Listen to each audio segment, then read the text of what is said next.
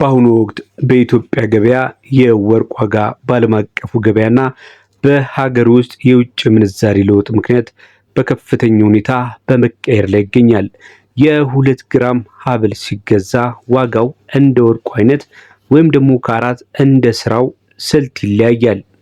እዚህ ጋር የወርቅ ጌጣጌጥ ሲገዛ የንጹህ ወርቅ ዋጋ ላይ የማስገጠሚያ ወይም ደግሞ የስራ ዋጋ ተደምሮ ነው የሚሰላው። ፒያሳ ከፍተኛ ፉክክር ስላለ የስራ ዋጋው በአንጻራዊነት ይቀንሳል።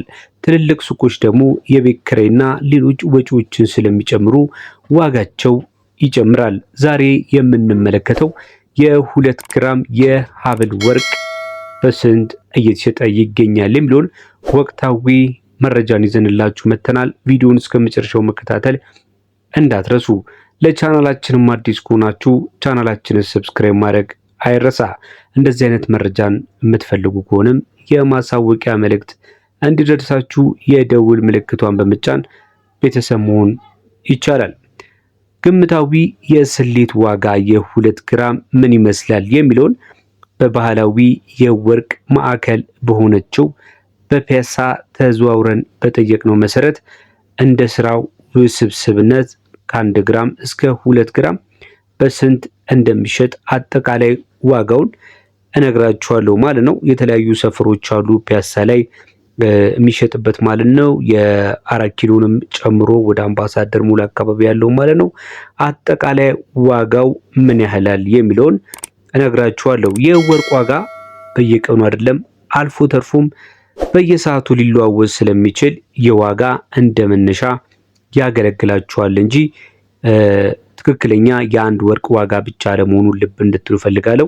ምክንያቱም እዚህ ጋር የጠየቅናቸው ዋጋዎች እናንተ ከምትፈልጉት የወርቅ አይነቶች ጋር ምናልባት በዲዛይን ሊለያይ ስለሚችል ተመሳሳይ ላይሆን ይችላል ማለት ነው። ነገር ግን ደግሞ የሜኪንግ ቻርጅ ወይም ደግሞ የአሰራር ዋጋ ስለሚለያይ አንዳንዴ ከምነግራችሁ ዋጋም በተወሰነ መጠን ዝቅ ሊል ወይም ደግሞ ከፍ ሊል ይችላል ማለት ነው። ብዙ ገዢዎች ወርቅ ገዝተን የወደፊት ጥሪት አከማቸን ብለው ያስባሉ። ነገር ግን ሳያውቁት በመቶ ሺህ የሚቆጠር ብር የሚበሉባቸው ድብቅ ወጥመዶች አሉ። በተለይ ደግሞ እንደዚህ አይነት አነስተኛ የሆነ ግራምን ስትገዙ የሚከተሉትን ነገር ማወቅ አለባችሁ። ወርቅ ነው የምገዛው ወይስ ደግሞ ነሐስ ነው ብላችሁ ማረጋገጥ ይገባችኋል። ምክንያቱም ብዙ ሰዎች እየተሸወዱ ያሉበት ነገር ስለሆነ ማለት ነው። ይህ እንግዲህ የአየር ላይ ዋጋ ላይ መሰረት በማድረግ በወርቅ ስም እንግዲህ ሌላ አይነት ማዕድናቶችን እንዳትገዙ ልትጠነቀቁ ይገባል ማለት ነው። የሚቀንስ ድንጋይ፣ የክብደት ማጭበርበር ሊኖር ስለሚችል ማለት ነው። የ2 ግራም በጣም ቀጭንና ቀላል ጌጥ ስለሆነ አብዛኛውን ጊዜ ውበት ለመስጠት ትናንሽ ድንጋዮች ወይም ደግሞ ትናንሽ ቢዶች ወይም ስቶኖች ይደረጉበታል። ቢድ ማለት እንደ ፈርጥ የሚያገለግሉ ወርቁ ማዕድን ላይ የሚደረግ ነው ማለት ነውና ደላላው ወይም ደግሞ ነጋዴው ምን ሊያደርግ ይችላል ካላችሁኝ ወርቁን ከነ ድንጋዩ ይመዝንና 2 ግራም ይላችኋል። እናንተ ደግሞ የ2 ግራም ወርቅን ከፍላችሁ ልትሄድ ትችላላችሁ። ነገር ግን ይህንን ግራም ወርቅ ልትሸጡት በምታስቡበት ጊዜ ላይ ዋጋውን እንግዲህ ግራሙንም ጨምሮ እንደተበላችሁ የዛኔ ታስባላችሁ ማለት ነው። ምናልባት ድንጋዩ ተቀንሶ የወርቁ ንጹህ ወርቁ ክብደቱ 1.3 ግራም ሊሆን ይችላል። ያኔ የከፈሉት ደግሞ የ0.7 ግራም በአየር ላይ ለጌጣጌጥ አየር ላይ ይቀራል ማለት ነው። መፍትሄው ምንድነው ካላችሁኝ እንደዚህ አይነት ሽወዳ እንዳይደረግባችሁ ፍጹም ድንጋይ የሌለው ንጹህ ወርቅን መምረጥ ይኖርባችኋል። ድንጋዩ ተቀንሶ ንጹህ የወርቁ ክብደት ብቻ እንዲመዘንና በደረሰኝ ላይ እንዲሰፍር ማስገደድ ይኖርባችኋል። ሁለተኛው ወጥመድ ደግሞ ካራት ሊቀነስባችሁ ስለሚችል ከመግዛታችሁ ወይም ደግሞ ወርቅን ለመግዛት ከመነሳታችሁ በፊት ዋጋው ብቻ ሳይሆን ካራቱስ ምን አይነት ነው የሚለውን መለየት ይኖርባችኋል። አንዳንድ እምነት የጎደላቸው ነጋዴዎች የ18 ካራት ወርቅን 24 ካራት ነው በማለት በሙሉ ዋጋ ሊሸጥላችሁ ስለሚችሉ ያንን መጠንቀቅ ይኖርባችኋል። የ18 ካራት ወርቅ የንጽህና መጠኑ አነስተኛ ነው ከ21 ጋር ሲነጻጸር ማለት ነው። መልሳችሁ ሲሸጡት ደግሞ ዋጋው እጅጉ በጣም ይረክሳል። ይህን እንዴት አድርጌ እከላከለዋለሁ ካላችሁ ደግሞ ወርቁ ላይ የተቀረጸው ማተም በጉልህ መነጽር ማየት ይኖርባችኋል።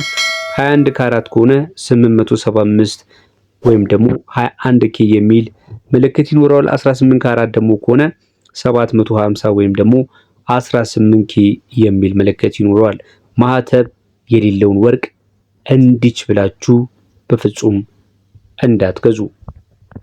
ዋጋውን ነግራችኋለሁ። አሁን በመቀጠል ቪዲዮውን እየተከታተላችሁ ነገር ግን እስካሁን ላይክ ካላደረጋችሁ ቪዲዮአችንን ላይክ እንድታደርጉ፣ ለቻናላችንም አዲስ ከሆናችሁ ቻናላችንን ሰብስክራይብ በማድረግ ቤተሰብ እንድትሆኑ በማክበር እየጠየቀን በመቀጠል የምነግራችሁ ዋጋውን ነው። ከዛ በፊት ግን በፍጹም ልትረሱት የማትችሉትን አንድ ወሳኝ የሆነ ነገር ልንገራችሁ።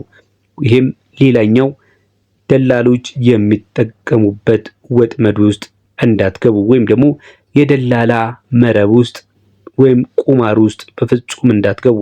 በተለይ ፒያሳ አካባቢ ስትሄዱ ወርቅ ላሳየ፣ ወርቅ ላሳየሽ እያሉ የሚከቧችሁ ደላሎች የነጋዴውን ዋጋ እጥፍ የማድረግ አቅም አላቸው። ደላላ ይዞት ሱቅ ከገባ ነጋዴው ለደላላው የሚከፍለውን ኮሚሽን እርሶ ላይ ጨምሯል። በጣም የሚያስደነግጠው ደግሞ ደራሽ ደረሰኝ የማይገባ ደረሰኝ መጻፍ ነው።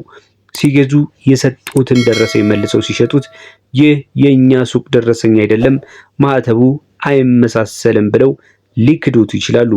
መፍትሄው ወደ ሱቅ ስትገቡ ብቻዎትን ይግቡ።